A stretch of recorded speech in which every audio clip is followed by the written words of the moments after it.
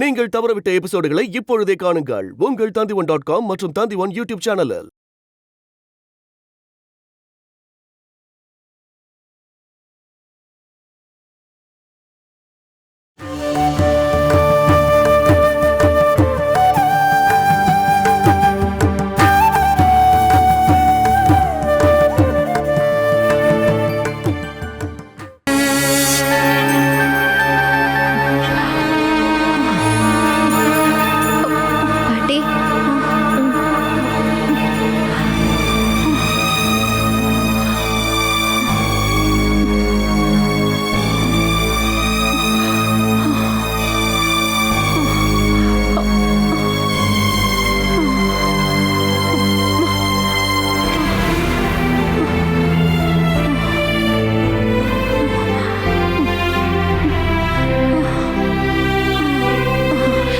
உட்காருங்க பாட்டி.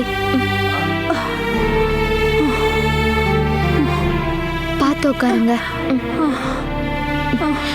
மேல வரதுக்குள்ள நீங்க ரொம்ப டயர்ட் ஆயிட்டீங்களா பாட்டி? ஆமாம்மா, டயர்டாகாம இருப்பேனா? உன்ன மாதிரி நான் ஒன்றும் சின்ன பொண்ணு இல்லையேம்மா. என்னாச்சு பாட்டி, உங்களுக்கு உடம்பு வலிக்குதா என்ன? மூச்சு விட சிரமமா இருக்கு. இப்ப கொஞ்ச நாளா அது அதிகமாயிட்டே இருக்குமா. மாத்திரை சாப்பிட்டா அது குறைஞ்சிடும்.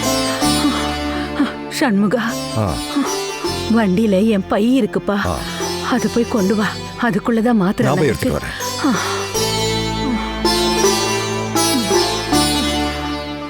உங்களுக்கு குடிக்க ஏதாவது வேணுமா பாட்டி? குடிக்க கொஞ்சம் தண்ணி கொடுமா. இவ்வளோ தூரம் படி ஏறி வந்தல்ல, தொண்டை காஞ்சு போச்சு.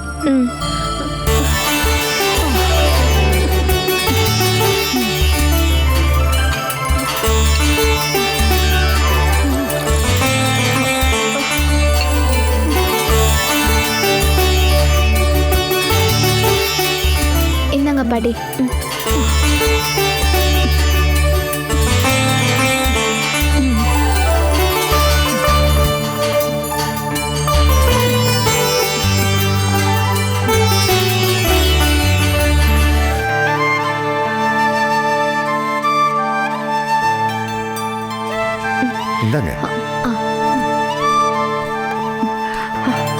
உள்ள ஒரு மாத்திரை பொட்டி இருக்குமா, அது நான் மேலேயே வச்சிருக்கேன். அதுக்குள்ள ஒரு சின்ன சவுப்பு மாத்திரை இருக்கும். அதுல இருந்து ஒன்னு எடுத்து கொடுமா.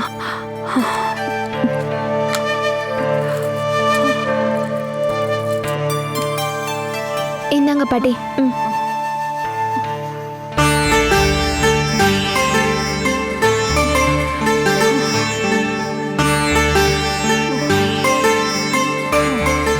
அப்ப சரி, நான் கிளம்பட்டுமா? சரிப்பா. உங்ககிட்ட ஒரு விஷயம் சொல்ல நான் மறந்துட்டேன். இதுக்கப்புறம் நீ எப்பவுமே இவ கூட தான் இருக்கணும். நீ கூட இருந்து எல்லா விஷயத்தையும் இவளுக்கு சொல்லி கொடுக்கணும். அவ எல்லாத்தையும் பழகிக்கணும். அதனாலதான் உன்னை அவ கூடவே இருக்க சொல்றேன். வீட்டு சம்பந்தமாவும் அப்புறம் ஆபீஸ் சம்பந்தமாவும் என் பேத்திக்கு தயவு செஞ்சு கஷ்டத்தை கொடுத்துறாத. நான் சொல்றது உனக்கு புரியுதா? எல்லாத்தையும் நான் பண்றேன். எனக்கு ரொம்ப சந்தோஷம் தான் இதுல. சரிப்பா.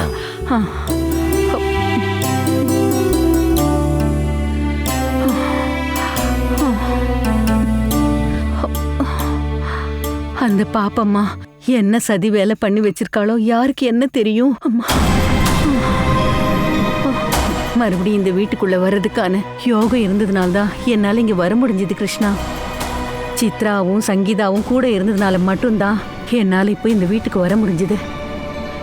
இந்த வீட்டுக்கு வந்ததுக்கு அப்புறம் சாகணும்னு தாமா ஒரே ஒரு ஆசை என் மனசுக்குள்ள இருந்தது. இங்க பாருங்க பாட்டி, நீங்க ரொம்ப நாள் சந்தோஷமா இருப்பீங்க. நாம 2 பேரும் ஒன்னா சந்தோஷமா இங்க வாழ போறோம் இல்ல? இதுக்கப்புறம் அந்த மாதிரி ஆசையெல்லாம் எனக்கு கொஞ்சம் கூட இல்லவே இல்லம்மா. நான் சாகிறதுக்கு முன்னாடி இந்த வீட்டுக்குள்ள வரணுங்கிற ஆசை மட்டும்தான் எனக்குள்ள இருந்தது. அதையும் இப்ப சாதிச்சாச்சு.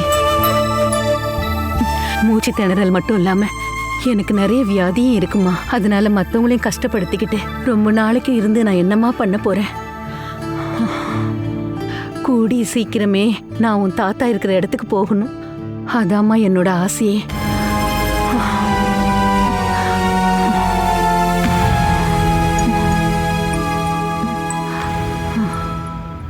அங்க மேல இருக்கிற ரூம்ல ஒரு தேக்கு கட்டில் இருக்கு.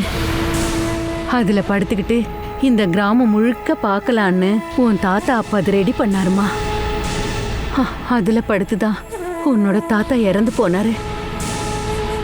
ரத்த வாந்தி எடுத்தாருமா. ஒரு கிளாஸ் தண்ணி அவர் கேட்டப்போ அதை கொடுக்காமலேயே அந்த அறையில அவர் ரத்த வாந்தி எடுத்ததை வேடிக்கை பார்த்துட்டு இருந்தா. வேலைக்காரங்க சத்தம் போட்டதை கேட்டு நான் ஓடி போய் பார்க்கறதுக்குள்ள எல்லாமே முடிஞ்சு போச்சுமா. இந்த பாவத்துக்கெல்லாம் கண்டிப்பா அவ அனுபவிச்சுதான் ஆகணும். அனுபவிப்பா. அதை அனுபவிக்காம அவ இந்த பூமியை விட்டு போக மாட்டா.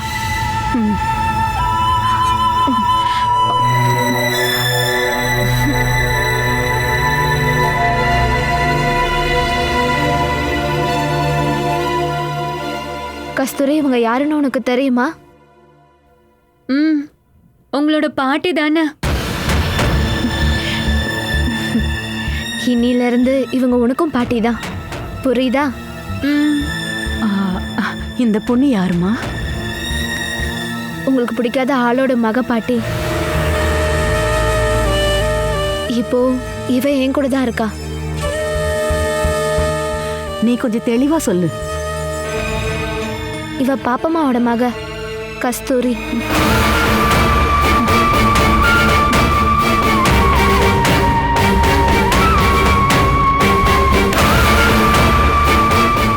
என்னாச்சு பாட்டி? அந்த விஷஜீவியோட ஒரு வித்தை எதுக்குமா நம்ம கூட வச்சிருக்கணும்? கஸ்தூரி ரொம்ப நல்லவ பாட்டி. பாப்பம்மா மாதிரி இல்ல, ரொம்ப நல்லவ.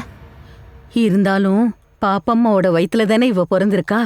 அவளோட விஷம் கொஞ்சமாவது இவளோட நாக்குலயும் இல்லாம இருக்குமா என்ன? நீங்க பயப்பட வேண்டாம். இவ எந்த பிரச்சனையும் பண்ண மாட்டா. நான் சொல்றத நம்புங்க.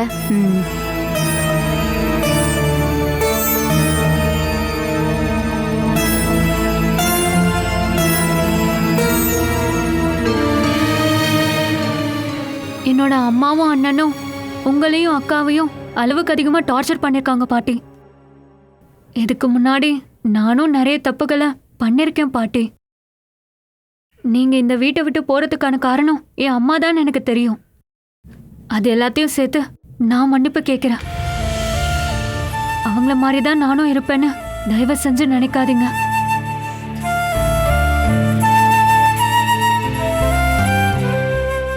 அது மட்டும் இல்ல பாட்டி, இப்ப இவ ஒரு ஆபத்துல மாட்டியிருக்கா பாட்டி. ஒரு பையனை இவ லவ் பண்ணிட்டு இருந்தா. இப்ப கர்ப்பமா இருக்கா. இவங்க 2 பேரும் ஓடி போலான்னு சொல்லிட்டு முடிவு பண்ணாங்க. அத கேள்விப்பட்ட பாப்பம்மாவும் ஜெகநாதனும் சேர்ந்து அந்த பையனை பிடிச்சு கொன்னு போட்டுட்டாங்க. ஈஸ்வரா, கொன்னு போட்டுட்டாங்களா? ஆமா பாட்டி. அவங்க எல்லாரும் இப்ப ஜெயில இருக்காங்க. பாவம் இவ. இப்போ இவ என்னோட பாதுகாப்புல இருக்கா. அந்த பாப்பம்மா தான் இவளோட முக்கியமான எதிரி. நாம பண்ண தப்ப நல்லா புரிஞ்சுக்கிட்டு மறுபடியும் அந்த தப்பை பண்ணாம இருக்கிறதா நம்ம வாழ்க்கையில முக்கியமான காரியங்கள்ல அதுவும் ஒண்ணு. நீ அப்படிப்பட்ட ஒரு நல்ல முடிவை இப்ப எடுத்திருக்கிறது ரொம்ப நல்லது.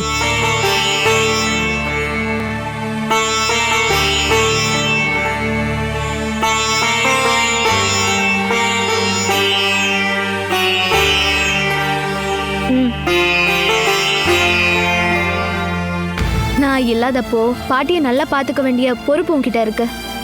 சரிங்கக்கா. சரிம்மா, பாட்டி அவங்க ரூம் கூட்டிட்டு போ. டிராவல் பண்ணி ரொம்ப டயர்ட் ஆயிட்டாங்க, போய் ரெஸ்ட் எடுக்கட்டும். வாங்க பாட்டி.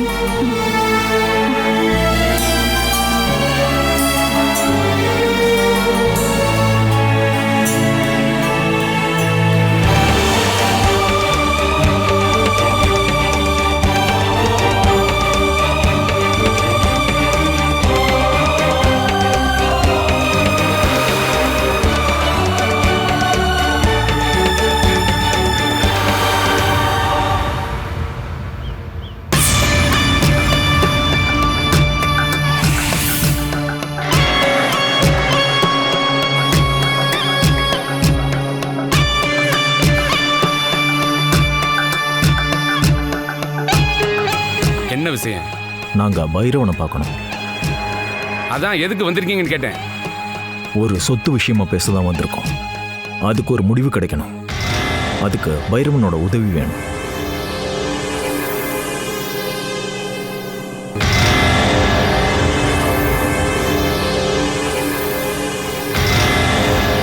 ஓஹோ, நாகப்பன் சொல்லி வந்தீங்களா? ஆமா, நாகப்பன் சொல்லி தான் இங்க வந்தேன். சரி, நான் போய் அண்ணனை வர சொல்றேன். நீங்க இங்கேயே இருங்க.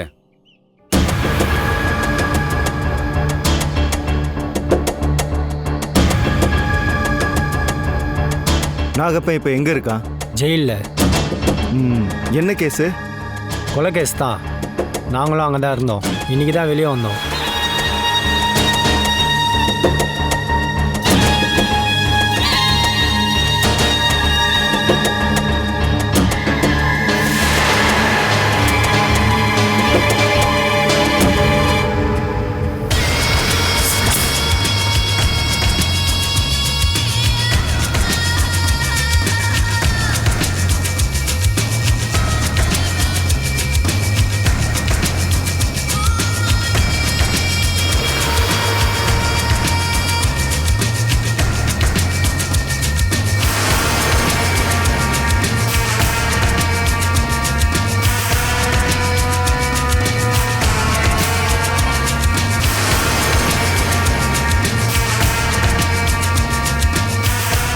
யார் நீங்க? உங்களுக்கு என்ன வேணும்?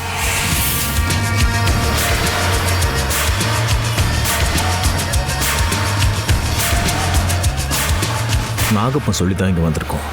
என் பேர் ஜெகநாதன். இவங்க என் அம்மா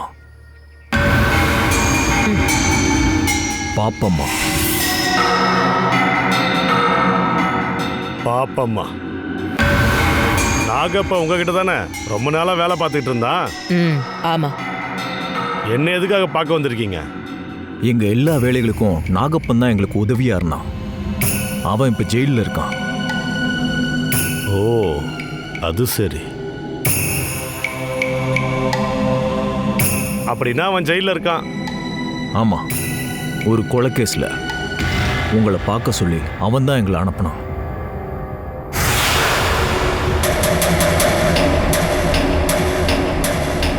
இப்போ உங்களுக்கு என்னதான் வேணும்? ஒருத்தி எங்களோட சொத்தை ஏமாத்திட்டா. என் சொத்து எனக்கு திரும்ப வேணும். அதுக்கு என்ன செய்யணுமோ எல்லாத்தையும் செய்யணும். அதுக்கு உன்னோட உதவி வேணும். உண்மையிலேயே அந்த சொத்து யாருக்கு சேர்ந்தது? அவங்களோடதா இல்ல உங்களோடதா? அது ஒரு பெரிய பிரச்சனை. இவ்வளோ நாளா அந்த சொத்தை நான் தான் அனுபவிச்சுட்டு இருந்தேன். இப்போ வேற ஒருத்தி வீட்டுக்குள்ள வந்து என்னை ஏமாத்தி அந்த சொத்தை வாங்கிக்கிட்டா. அவளை போடுதல்னு நினைக்கிறீங்களா? ஆமா. ஆனா ஒரு விஷயம், சொத்தை என் பேர்ல மாத்தினதுக்கு அப்புறம் தான். என்ன பத்தின எல்லாமே நாகப்ப சொல்லியிருப்பானே. பணத்தை வச்சாதான் வேலையை பார்ப்பேன். தெரியும், நாகப்பன் சொல்லியிருக்கான். அட்வான்ஸ் இப்ப வேண்டாம், அங்க போனதும் வாங்கிக்கிறேன். சரி, கிளம்புங்க. நான் என்னோட வண்டியில வரேன்.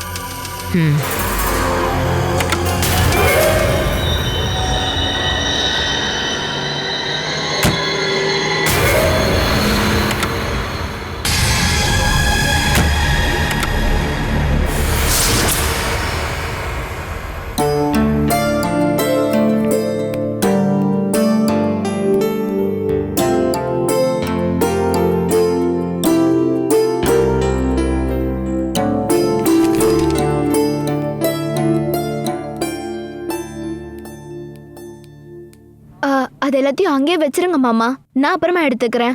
அட பரவாயில்லம்மா, நானே கொண்டு போய் உள்ள வச்சிடறேன்.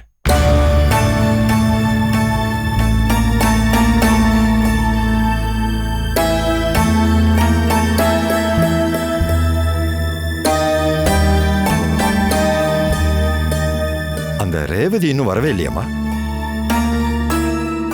ரேவதி அக்கா இன்னும் கொஞ்ச நாளைக்கு ஹாஸ்பிட்டல்ல இருந்தாகணுமா. அவங்க அம்மாவை பார்க்கறதுக்கு வேற யாரும் இல்லையாமா.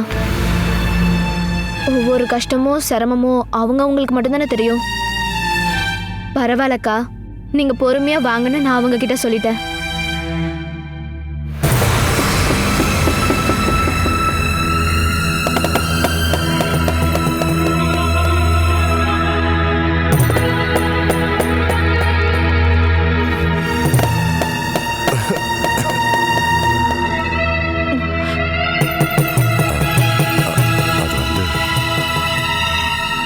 சண்முகமாமா ஏதோ சொல்ல வரீங்க போல. சொல்றதுக்கு ஒண்ணு இருந்தது. அப்படிதான் சொல்லுங்க. அதுக்கே நீங்க இப்படி தயங்குறீங்க? வேற ஒண்ணும் இல்லம்மா. அந்த பாப்பா அம்மாவும் அவன் பையனும் ஜெயில இருந்து ரிலீஸ் ஆயிட்டாங்க. அதை பத்தி உங்ககிட்ட சொல்லலாம் தாம்மா நினைச்சேன். அதுக்கு என்ன? அவங்க ஜெயில இருந்து வந்ததுக்காக நாம எதுக்கு பொறாமப்படணும்? இந்த வீட்டில் இப்போ அவங்களுக்கு எந்த உரிமையும் இல்லை. ஆஃபீஸ்லயும் எஸ்டேட்லயும் சேம் இதே நிலைமை தான். எல்லாருக்குமே எல்லாமே தெரிஞ்சு போச்சு. அவங்களால நம்மளை எதுவுமே பண்ண முடியாது. ஜெயில இருந்து வந்ததுக்கு அப்புறம் அவங்க எங்கேயாச்சும் போய்ப்பாங்க. நாம எதுக்காக அதை பத்தி யோசனை பண்ணணும்? அப்படியெல்லாம் இல்லம்மா. பாப்பா அம்மாவோட சுபாவம் பத்தியெல்லாம் உனக்கு எதுவும் தெரியாதும்மா. ஒரு நாக பாம்போடைய சுபாவம். அவளோட பகை தீரவே தீராது. அது எத்தனை வருஷம் ஆனாலும் சரி அப்படியே தான் இருக்கும். ஓ, இதுக்கப்புறம் அவங்களால என்ன பண்ண முடியும் மாமா? கையில பணம் இல்லை, தென்னாவட்டா பேசுறதுக்கு அதிகாரம் இல்லை, அவங்க தங்கறதுக்கு வீடு கூட இல்லாம இருக்காங்க. இப்ப என்ன பண்ண முடியும் அவங்களால?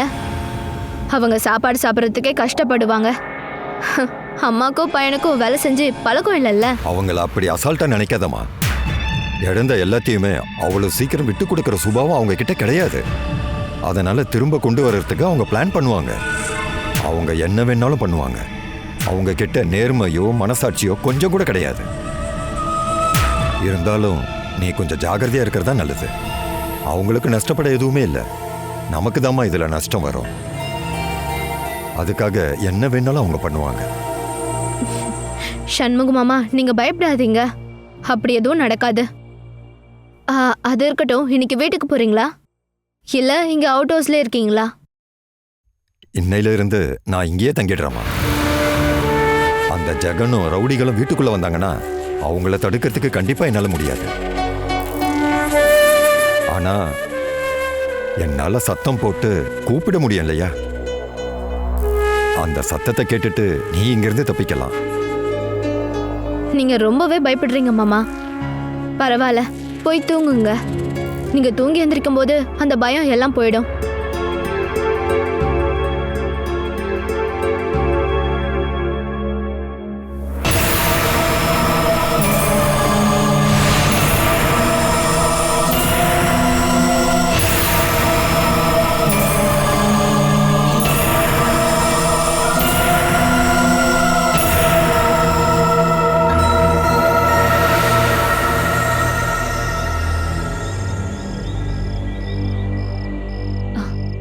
குட் நைட் கா. குட் நைட் டா. Good night. இன்னைக்கு எத்தனை மணி வரைக்கும் ப்ரோக்ராம்? ப்ரோக்ராமா? என்ன ப்ரோக்ராம்? அது வந்து நீங்க ரெண்டு பேரும் பேச ஆரம்பிச்சீங்கன்னா பொழுது விடியற வரைக்கும் பேசுவீங்கல்ல. நான் தெரியாம தான் கேக்குறேன். உங்க ரெண்டு பேருக்குள்ள அவ்வளோ ரகசியம் இருக்கா என்ன? எந்த ரகசியமும் இல்ல. இதோ அந்த சேர் எடுத்து போட்டு நீயும் உட்காரு. என்ன ரகசியம்னு தெரிஞ்சுக்கலாம்ல. அப்படியா? ராத்திரி முழுக்க தூங்காம உட்கார்ந்து கதை பேச நான் என்ன பைத்தியமா?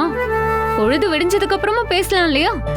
நீங்க பேசி முடிச்சுட்டு மீதி ஏதாவது இருந்தா மட்டும் காலையில என்கிட்ட சொல்லுங்க. ஓகேவா? நான் போய் தூங்குறேன். இருந்தாலும் இவளோட மாற்றம் தான் எனக்கு ரொம்பவே அதிசயமா தோணுது. உன்னை எப்படா இந்த வீட்டை விட்டு அனுப்பலான்னு இருந்தவ இப்ப என்னடானா அதுக்கு நேர்மாறா ரொம்பவும் அமைதியா இருக்கா. ஆமா, அதுக்கு நீ என்ன மந்திரத்தை யூஸ் பண்ண? இது மாய மந்திரம் ஒன்றும் இல்லை. நான் அவகிட்ட பாசமா நடந்துக்கிட்டேன், அன்பா பேசுனேன். அதை அவ நல்லா புரிஞ்சுக்கிட்டா. ஒரு பொண்ணு கர்ப்பமா இருக்கான்னு தெரிஞ்சுக்கிறதா அவங்க வாழ்க்கையிலேயே மிக மிக முக்கியமான நிமிஷம் ஆகும். கஸ்தூரியோட விஷயத்துல அவளுக்கு கல்யாணம் ஆகலன்னு ப்ராப்ளம் மட்டும்தான் இருக்கு. அந்த நேரத்துல அவ அம்மாவும் அண்ணனும் டார்ச்சர் பண்ணும்போது, அவ குழந்தைய இல்லாம பண்ணணும்னு நினைக்கும் போதுதான் அவளுக்கு உதவி பண்ணவும் நல்ல வார்த்தை சொல்லவும் நான் மட்டும்தான் இங்க இருந்தேன். அதனாலதான் என்னவோ அவ என் மேல ரொம்ப பாசம் காட்டுறா. இருந்தாலும் பாப்பம்மா மாதிரி ஒரு கெட்டவளோட வயித்துல பிறந்தவளால சடனா மாற முடியுமா என்ன? அனுபவங்கள் தான்க்கா மாற்றங்களை உண்டு பண்ணும். அது இவளோட விஷயத்துல மட்டும் இல்ல, ஆஃபீஸ்லயும் எஸ்டேட்லயுமே பாப்பம்மாவோட அதிகாரத்தை நான் குறைக்க முயற்சி பண்றேன். இது வரைக்கும் எல்லாம் பாப்பம்மாவோட கட்டுப்பாட்டுல தானே இருந்தது. அதுக்கான பிரச்சனைகள் எல்லா இடத்துலயுமே இருக்கு. அது எல்லாத்தையும் சரி பண்ணணும்.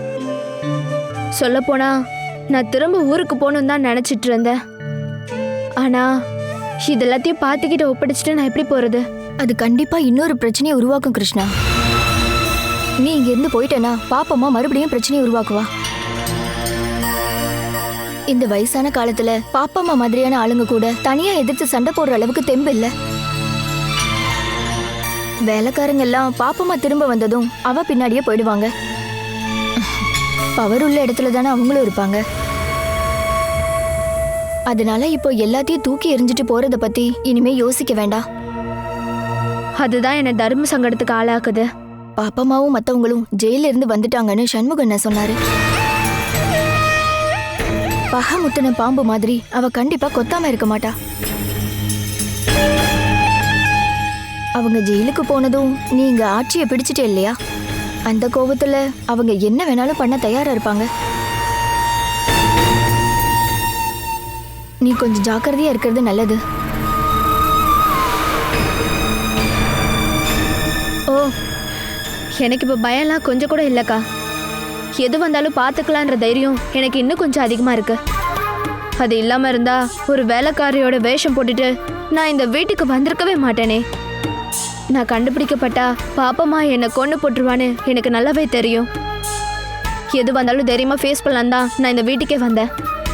அந்த தைரியம் எனக்கு இப்போவும் இருக்குக்கா. இத்தனை நாளாக கஷ்டம் நிறைஞ்ச வாழ்க்கைய எனக்கு கொடுத்தது அந்த சங்கோஞ்சோ தான். கொஞ்ச நாளைக்கு நீ இங்க இருந்து எல்லாத்தையும் சரி பண்ணி பாப்பம்மாவோட அதிகாரத்தை இல்லாம பண்ணிடணும். நாம வேரோட பிடுங்கி போட்டாலும் அதே இடத்துல மறுபடியும் வளர்ற விஷ விருட்சம் மாதிரி தான் அந்த பாப்பம்மா.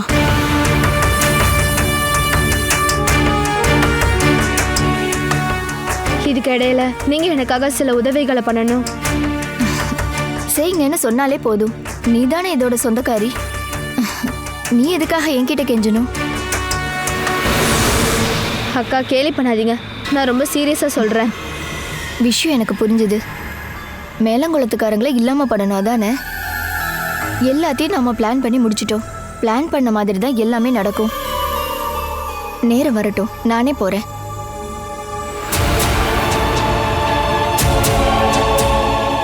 என் விஜயலட்சுமி அம்மாவை இல்லாம பண்ணவங்கள நான் கண்டுபிடிச்சே ஆகணும். என் வாழ்க்கையோட லட்சியமே அதுதான். Catch us on TV, Tandivan.com, Facebook and YouTube.